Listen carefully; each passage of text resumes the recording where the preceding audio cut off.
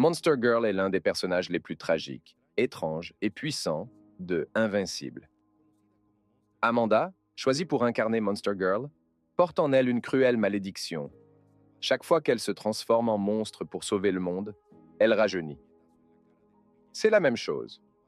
Chaque Soko non rompu d'une vie à des chats un pas plus long que la vie adulte. Au fil du temps, elle est devenue l'une des héroïnes les plus redoutées de l'univers et aussi l'une des plus solitaires. Il n'est pas facile de trouver le corps d'une préadolescente, l'esprit d'une femme mûre et une histoire d'amour qui comprend un ancien coéquipier emprisonné dans un corps robotique. Une relation intense avec un extraterrestre de l'ancienne classe dominante d'un empire interdimensionnel et un fils Ketsudo no Tempo. Oui, cette histoire est très longue.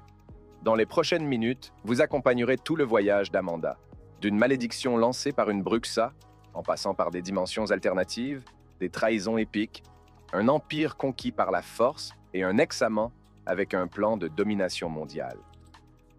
Spoiler. Il survit à tout cela, mais pas avant d'être littéralement devenu le monstre dont le monde a besoin. Avant de devenir une légende interdimensionnelle, Amanda n'était qu'une adolescente brillante dans une école d'élite, gagnant des prix, des médailles et attirant l'attention des mauvaises personnes. Lors d'un voyage en Europe, elle tombe amoureuse d'une jeune fille, jeune, intense, jolie et exempte de bruxisme.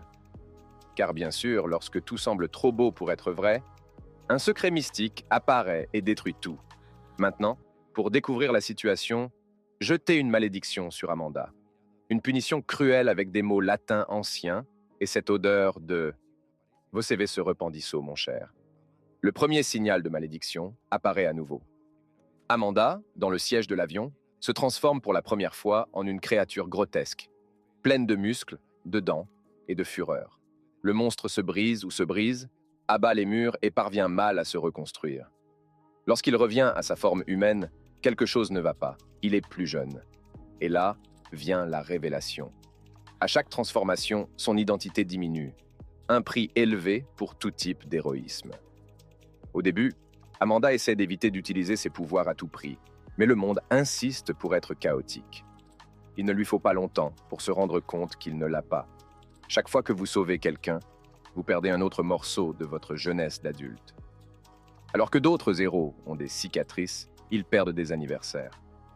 Au fil du temps, son visage d'adolescent devient un masque. À l'intérieur, il continue de vieillir, ressentant le poids des décisions, des deux sacrifices et de la solidarité. Parce que nous ne voulons pas tomber amoureux d'une fille monstre qui ressemble à une lune avec une signification fondamentale et la peur du traumatisme de quelqu'un qu'elle a beaucoup vu. C'est ainsi que Monster Girl est née, une héroïne maudite, une fille qui vit trop et qui est prête à affronter un monde qui ne cessera jamais de grandir. Au fil du temps, résister à la malédiction devient impossible.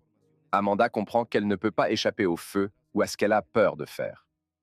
C'est ainsi que Monster Girl est née, une figure imposante sur le champ de bataille, malgré son apparence enfantine. Chaque transformation est brutale. Chaque combat prend encore plus à sa charge. Mais elle continue. Parce qu'il y a quelque chose qu'Amanda sait faire et supporter. Physique, émotionnel, existentiel. Choisissez le package complet. Sa renommée grandit rapidement. Il ne lui faut pas longtemps pour être recruté par les nouveaux Guardium do Globo. Un groupe qui tente de sauver une Bagunça laissée par des héros morts, disparus ou simplement incompétents. C'est là qu'Amanda connaît Rex Splode. Arrogant, insupportable et doté d'un talent particulier pour se faire passer pour un idiot dans les 5 premières secondes de n'importe quelle conversation. Le conflit entre vous deux est immédiat. Rex, bien sûr, saute par-dessus son apparence.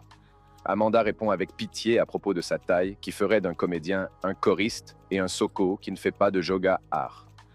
Un soulagement comique? Oui, mais aussi un avertissement.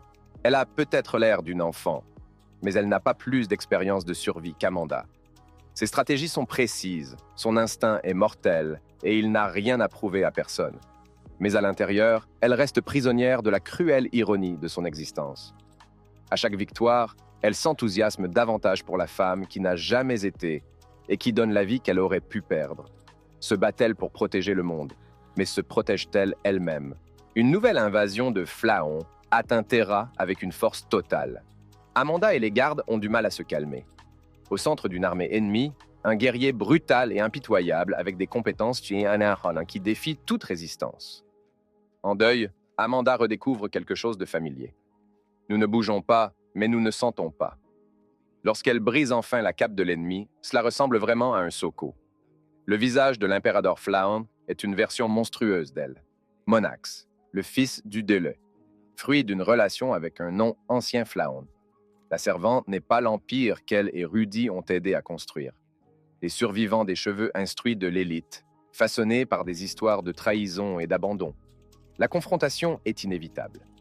Amanda, sous sa forme monstrueuse, affronte Monax dans une bataille de force brute, de vitesse et de fureur ancestrale. Il domine. Elle résiste. Chaque coup porte plus qu'une douleur physique. C'est le poids d'une histoire racontée par des camps opposés. Au point culminant de la bataille, Robo apparaît. Il envoie seulement des renforts. Il combat personnellement avec une armée d'automates et se bat aux côtés d'Amanda contre Monax. Ensemble, ils parviennent à prendre le contrôle de l'impérateur Flaon. La guerre se termine. Amanda donne le coup final et verrouille la lame elle-même. Sans mots, pas de réconciliation. Terra est en sécurité, ou ennemi, capturé.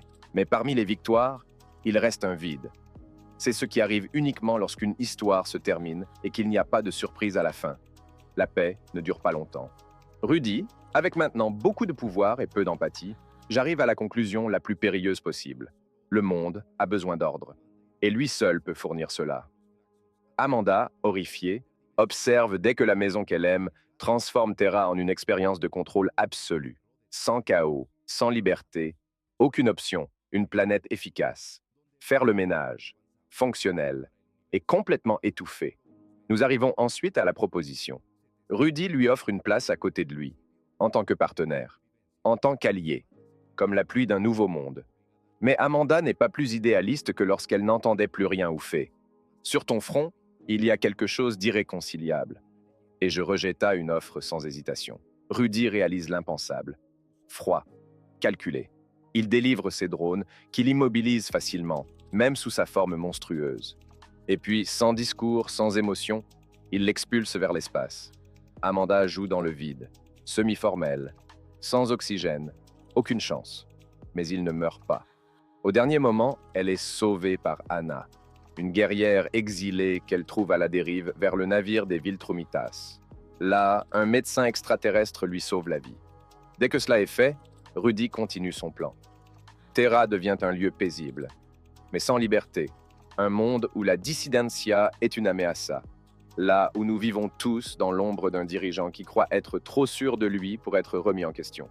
Amanda, désormais en vie, est sortie du tabulero, mais l'histoire entre vous deux se fait attendre depuis longtemps. La domination de Rudy sur Terra semblait absolue. Sous votre contrôle, la planète sera plus sûre, mais aussi plus silencieux. Beaucoup d'ordre, peu de liberté, une paix troublante, construite sur la vigilance, l'obéissance et la peur. Ce n'est que lorsque, invincible, est revenu en tant qu'impérador dos Viltrumitas qu'une opportunité parfaite s'est présentée. Une offensive totale contre Rudy comme sous. Et au milieu de la bataille, Amanda était là, ne pas diriger. Encore plus de difficultés, fermentées, apportées, survivante d'un amour qui s'est transformé en tyrannie. La confrontation finale fut intense. Invincivel a localisé Rudy et le Levoux pour l'espace. Le tyran a été détruit. Ton corps, anéanti. Seul son cerveau a disparu.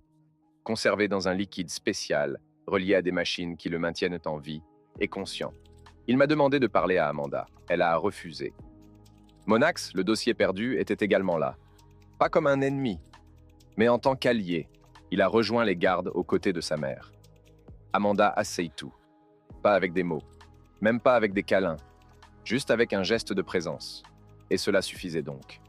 La guerre est finie. La terre respirait. Amanda suivait devant. Il se battait toujours. Il portait encore des cicatrices. Mais maintenant, les cheveux en moins. Elle n'a pas fait son deuil seule.